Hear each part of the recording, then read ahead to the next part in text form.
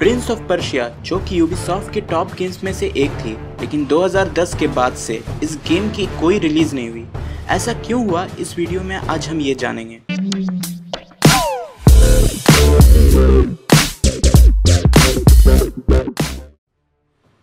तो Prince of Persia के डॉनफॉल से पहले मैं आप सबको इसकी हिस्ट्री बता देता हूँ।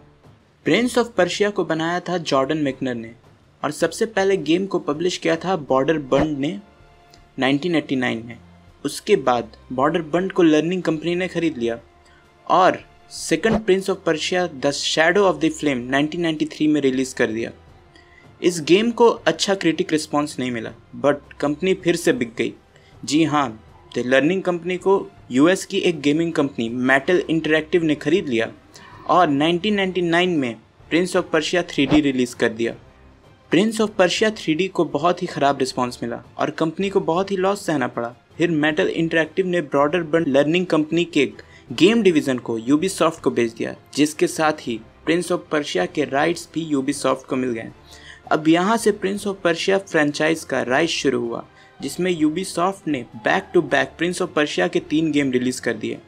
Prince of Persia Sands of Time 2003 में, Prince of Persia warrior within 2004 में और prince of Persia the two thrones in 2005। इसके बाद 2008 में भी एक प्रिंस ऑफ पर्शिया की गेम आई, जो कि कुछ खास चली नहीं। फिर यूबीसॉफ्ट ने 2010 में Prince of Persia the forgotten Sands release की, जिसमें सैंड्स ऑफ टाइम और वॉरियर विदिन के बीच की स्टोरी थी।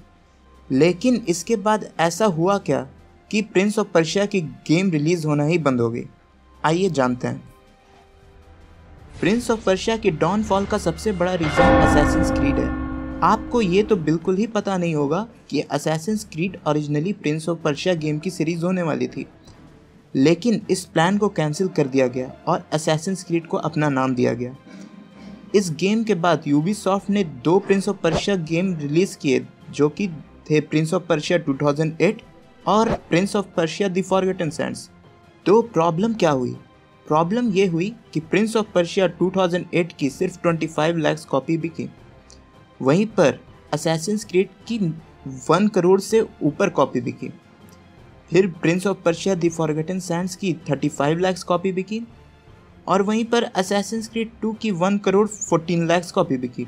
इसके बाद असैसिन्स क्रीड 3 और असैसिन्स क्रीड 4 दोनों की ही लगभग 1 करोड़ एंड 30 लाख कॉपी बिकी।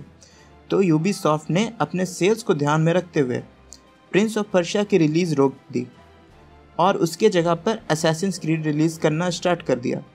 और दूसरा सबसे बड़ा रीज़न ये था कि प्रिंस ऑफ पर्शिया यूबीसॉफ्ट का ओरिजिनल आइडिया नहीं था, तो जो भी प्रॉफिट होता था वो शेयर करना पड़ता था, जबकि असैसिन्स क्रीड यूबीसॉफ्ट का एक ओरिजिनल आइडिया था, जो कि यूबीसॉफ्ट ने खुद क्रिएट किया था, तो इसका प्रॉफिट शेयर नहीं होता था।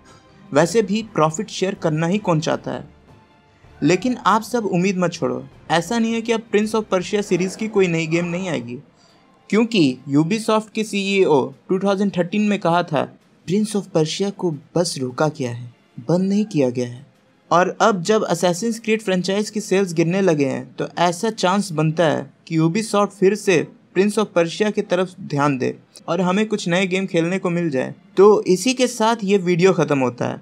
आप कमेंट में हमें बताएं कि आप इस साल प्रिंस ऑफ पर्शिया खेलना चाहेंगे या फिर से असैसिन्स क्रीड। और इस वीडियो को लाइक करना ना भूलें और ऐसी ही कुछ और वीडियो देखने के लिए सब्सक्राइब करें। Till then, bye.